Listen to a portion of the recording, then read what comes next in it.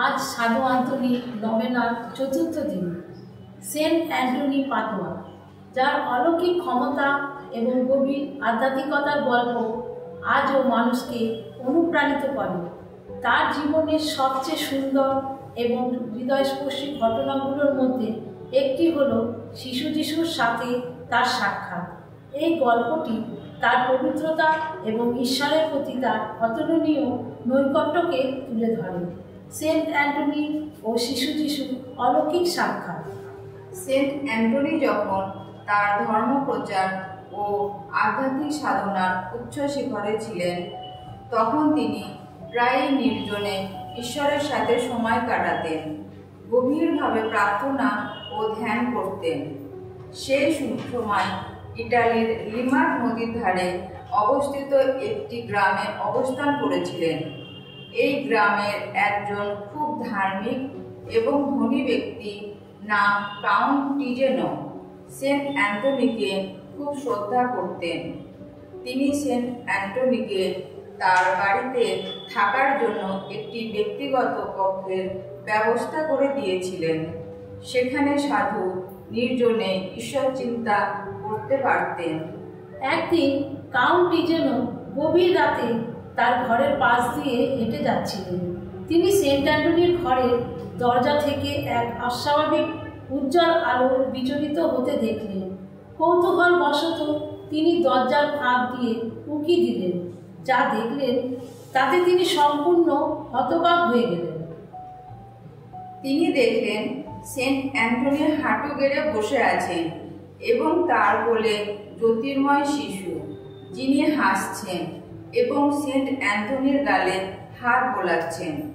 শিশুটির মুখ থেকে এক স্বর্গীয় আভা বিচ্ছুরিত হচ্ছে, যা পুরো কক্ষকে আলোকিত করে রেখেছে। সেন্ট অ্যান্টনিও শিশুটিকে পরম মমতায় জড়িয়ে ধরে রেখেছেন এবং তার সাথে কথা বলছেন। এই দৃশ্য ছিল এতটাই পবিত্র এবং অলৌকিক যে সেন্ট কাউন্ট টিজেনো ভয়ে এবং শ্রদ্ধায় বিহ্বল হয়ে পড়লেন।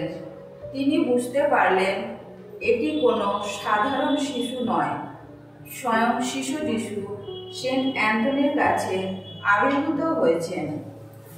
কাউন্ট টিজেনো দ্রুত সেখান থেকে সরে গেলেন, যাতে সেন্ট অ্যান্টনির অলৌকিক অভিজ্ঞতাটি ব্যাহত না হয়। পরের দিন সকালে তিনি সেন্ট অ্যান্টনির সাথে দেখা করলেন এবং রাতের ঘটনার কথা বললেন।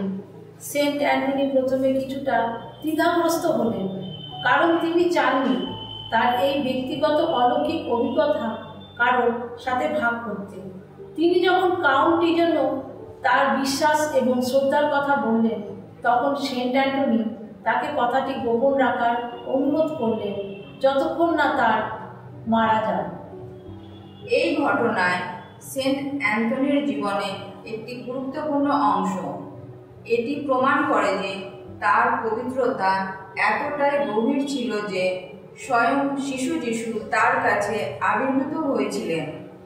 এই অলৌকিক সাক্ষাৎ সেন্ট অ্যান্টনির আধ্যাত্মিক জীবনের এক চরম প্রাপ্তি ছিল এবং এটি তাকে আরও দৃঢ়ভাবে ঈশ্বরের সেবায় নিয়োজিত হতে অনুপ্রাণিত করেছিল।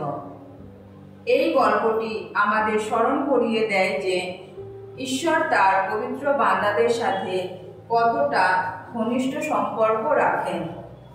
এসো আমরা প্রার্থনা করি। হে অতুলনীয় সাধু আন্তনি, তুমি সকল গুণের আধার, তুমি যিশুর প্রকৃত অনুসরণকারী। তোমার সাহায্যে প্রেমের যিশুকে আমরা অন্তরে উদ্দীপনা দিয়ে বন্দনা করি। যিশুর প্রতি তুমি যে প্রেম ও বিশ্বস্ততা প্রদর্শন করেছিলে, তার জন্য তোমায় শ্রদ্ধা করি। আমরা তোমায় অনুরোধ করি, যিশুর হাতে আমাদের সমর্পণ করো। তোমার প্রভুর প্রতি সামান্যতম অংশ আমাদের দাও। যে রিপুগুলি প্রভুর অসন্তোষের কারণ হয়, তাদের বিনাশ করো। আপন আপন কাজের মধ্য দিয়ে যিশু প্রিয় পাত্র হওয়ার উদ্যোগী করো। পৃথিবীর অনিষ্টকারী পাপ সকল দূর করতে ঈশ্বর আমাকে আমাদের মধ্যে পাঠিয়েছেন। তোমার উপস্থিতি অনুভব করে আমরা যেন পাপের কালিমা হতে মুক্ত থাকি।